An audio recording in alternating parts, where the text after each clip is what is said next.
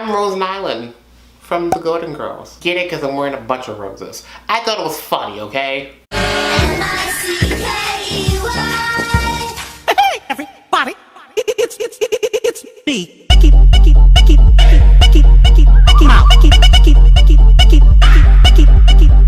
Hi there, pals. Welcome to a very unexpected video that I, in no way, shape, or form, thought about making because I didn't expect this to happen. So this is about the death email. That's what I call it, the death email. That kind of is like, well, we're making things harder for small YouTubers now. So if you're somebody who's not a YouTuber and you're not like aware of what's going on, let me fill you up to speed. Catch up to speed. To sum it up in just a few words, YouTube sent an email yesterday basically saying, hey, we're gonna make things harder for all of you because of one person. Right? Right. So I'm gonna read the email for the people who didn't get the email and we'll chat. So the message says, 2017 marked a tough year for many of you, with several issues affecting our community and the revenue earned from advertisement through the YouTube Partner Program. Despite those issues, more creators than ever are earning a living on YouTube, with the number of channels making over 6 figures up to, okay, blah, blah, blah. This is not important. As Susan mentioned in December, we're making changes to address the issues that affected our community in 2017 so we can prevent bad actors from harming the inspiring and original creators around the world who make their living on YouTube. A big part of that effort will be strengthening our requirements for monetization so spammers, impersonators, and bad creators, bad actors, well, bad creators are the same thing. Shade. Wow, no shade today. We're trying to be informal. Can't hurt our ecosystem or take advantage of you while continuing to reward those who make our platform great. Back in April of 2017, we set up a YPP, YouTube Partnership Program. I keep wanting to say partnership. I'm sorry if I say that, but I keep wanting to say that for some odd reason. We set up a YPP eligibility requirement of 10,000 lifetime views. While that threshold provided more information to determine whether a channel followed our community guidelines and policies, it's been clear over the last few months that we need a higher standard. Starting today, we're changing the eligibility requirements for monetization to 4,000 hours of watch time within the past 12 months and 1,000 subscribers. We've arrived at this new threshold after thorough analysis and conversations with creators like you. They will allow us to significantly improve our ability to identify creators who contribute positively to the community and help drive more ad revenue to them and away from bad creators. These higher standards will also help us prevent potential inappropriate videos from monetizing, which can hurt revenue for everyone. On February 20th, 2018, next month, we'll also implement this threshold across existing channels on the platform to allow for a 30-day grace period on the date channels with fewer than 1,000 subscribers or 4,000 watch hours will no longer be able to earn money on YouTube. When they reach 1,000 subs and 4,000 watch hours, they will be automatically reevaluated under strict criteria to ensure they comply with our policies, blah, blah, blah. I didn't get that far after that, so the rest of this is brand new to me and it looks very unimportant. So that's that. That's what the email said. So basically what that means is, from my takeaway of it, they're making things harder for small YouTubers and people like me, you know. So it's like this is affecting a lot of people and myself because it's like they're taking away tools that can help us grow and get an audience is what I feel like. I may be wrong, but that's what it feels like. Now, of course, this is all because of the Logan Paul situation. If you don't know about that, I'll catch you up to speed. Logan Paul, Japan. He went to a very sacred, well, it's sacred in Japan, a very sacred place called Suicide Forest where people go to commit suicide. And he was in that location and he filmed a person's dead body. You see the problem, right? So when he did that, a lot of people, of course, were bothered by that, you know, which makes sense. But the thing is, YouTube waited until everybody called them out to do something about it because apparently the video was trending, people were watching it, people were talking about it, but YouTube didn't do anything about it. Now they're trying to like weed out the bad creators. They're trying to make it seem like they're weeding out the bad creators and making things better, but they actually make things harder for us, you know? And I feel like it's a slap in the face because it's like it's already like hard and discouraging as a small YouTuber to feel like, great, I don't have that much support. I'm struggling to get an audience. I'm struggling to get engagement on my channel. That's hard as it is. And it's also discouraging as it is. But now it's like twice as discouraging when it feels like the platform itself basically saying, well, we don't care about what small YouTubers do. If you ain't breaking in numbers, I feel bad for you, son. You have 99 problems, but we're not gonna help you with one. But now it's twice as hard, thanks to YouTube, if you don't fit a certain criteria, if that makes sense. Am I making my point? Am I saying this correctly? I feel like it's not really beneficial to no one, and it's not really helping anybody. It's like, it's kind of like setting a lot of people back. You know, and to feel like the platform itself doesn't care about its creators, it sucks, because it's like, a lot of small YouTubers could be the new change and the new direction that you claim that you're looking for, but because you want to make it harder for them, we'll never know. Like, you know that meme on Twitter from like Sailor Moon, and the guy in the black cape's like, well, my work is done. And Sailor Moon standing there like, well, you didn't do anything. This is what this is! Like, I understand you want to improve your platform and try to like weed out the problematic things, but it's like, when doing that, you shouldn't affect the people who are actually trying to use the platform for good. Why punish the people who are actually trying to do something positive on this platform? People who are trying to use their voice.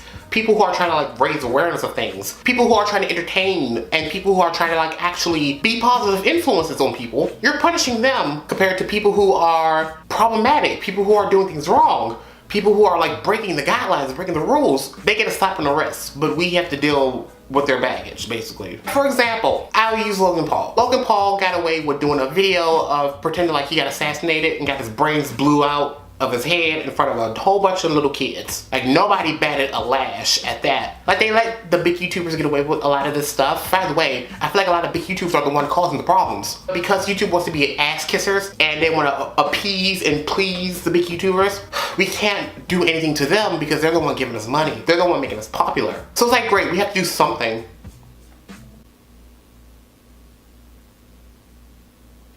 Let's mess with the people that nobody knows about. Hey, it's future Mickey. Ooh, wow. Time travel. Iconic.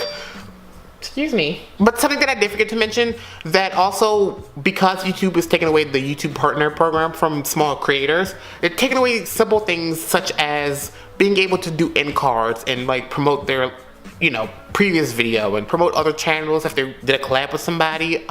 They take away thumbnails, which drives me nuts. Here's why. I'm a perfectionist. And anything creative that I do that I put my name on, I want to have full control of that. And not being able to have control of thumbnails in the future is really going to drive me crazy, because it's like, you know, it's like, I feel like it just makes things look unprofessional, unpolished, if that makes sense, you know? It's like, and you know, and something that I thought about, some people use YouTube as a portfolio for like, you know, like, hey, I want to get a job as like a filmmaker or like a videographer. Here's my portfolio. But it's like, if it looks like you can't do a simple thumbnail, people aren't going to take you serious as a, you know, creator, and they don't want to hire you. It's something that I thought about. I don't know if that's a logical example, but I thought about that. That's how I feel about my channel when it comes to like, great, thumbnails. It's what gets people drawn in. And if I don't have them, I feel like people aren't going to be invested in wanting to look at what I created. So it's like, it sucks, and it drives me crazy. I really hate this. Should I quit? I don't know. And also, what I failed to mention, it takes away the right to monetize videos, meaning we can't get paid for our work if we want to. Personally, I don't really care about the whole monetization aspect, because it's like, they demonetize every single video I put up for the last few months. So it's like, at this point, I stopped caring about monetization anyway. It's like, great, if you want to demonetize my video for no reason, go right on ahead. I don't care. Do I deserve it? No, but I don't really care. But it's like, so I stopped caring about monetization anyway. That was never my main focus to begin with. My main focus was just to entertain people, make people happy, make people, you know, spread some positivity, spread some laughter, and just, you know, try to be like a positive force on YouTube. That's really what I wanted to do, and that's still what I do want to do. That's just something that I feel like I didn't include in the video that I wanted to say. So we're gonna go back to the video. Like, oh, I don't know. I'm probably gonna do like some magical edit or just not. So just pretend this is like a flashback transition. Flashback. Ooh. I hate myself. You know, I'm glad to see that people want to give small YouTubers support, and it's like, hopefully this energy continues and not just, you know, dies down over the next few days because the hype is gone. What we can do as small creators is just keep on doing what we want to do, keep on chasing our dreams, which I'm pretty sure sounds very cliche, but it's like, it's true. It's like, we can't let YouTube determine what we do. I feel like YouTube itself has turned this platform into like a competition, and so many people are worried about numbers and popularity and like who can get this the fastest and who can get the most numbers, and it's like the Hunger Games at this point. It's like, great, if you don't fit the criteria, you're poor and you're up for elimination. If you do, you're safe, and you can just like sit here with your colorful hairdo and mind your business. You know, and it sucks, but it's like, what can you do, honestly? Like, it's affecting a lot of people. Which really sucks is that a lot of people are affected by this and a lot of people are being punished for the mistake of one person. I understand YouTube was trying to improve, but they're doing it in the wrong way. I'm pretty sure there are countless times people have provided perfectly good examples of things that YouTube could do to improve, but of course they don't listen to us. Disappointed but not surprised. Like, it's expected at this point. But I just hope this doesn't stop a lot of people from going after what they want, you know? Yes, that includes me. I had my goodbye speech prepared. I was gonna say my thank yous, my goodbyes. Nice knowing you all. Shout out to everybody. I had fun and I was gonna go. But I was like, you know what? I shouldn't give in so easily, you know, and neither should a lot of small YouTubers. What I hope this does is really push you all to work harder. Because you already work hard as is, as small YouTubers, so I hope it pushes you to work even more harder. And I hope that we all still feel like we have a chance. We can show YouTube like, look, we can do this without you. Whether we have your support or not, we can do what we want to do without your help. Yeah, that's just my 2 cents. If you sent through this, thank you so much. I appreciate it. And yeah, support your local small YouTubers, man. Like, it's hard out here for a pimp. Like, we need as much support as we can get. So, you know, like, support your small YouTubers. You know, look out, venture out and find new people to watch. If you sat through this, thank you so much for listening to my little 2 cents. Of course, if you want to, make sure you thumbs up, comment down below. You know, how do you feel about this? What's your opinion? I would love to discuss with you guys and really kind of like see what other people are feeling about this. Of course, if you want to, make sure you hit that subscribe button because every time you subscribe, I become a little bit more magical. And hit the bell notification to be notified when I upload. So yeah, trying to be insightful, but I don't know if I did that job correctly because I'm not sure if I put the words together right. My brain just made me do things, and I don't think my brain made my mouth say the right things. It's fine. It's fine. We can work with what we got. As always, thank you for watching, and I will see you all next time. Bye.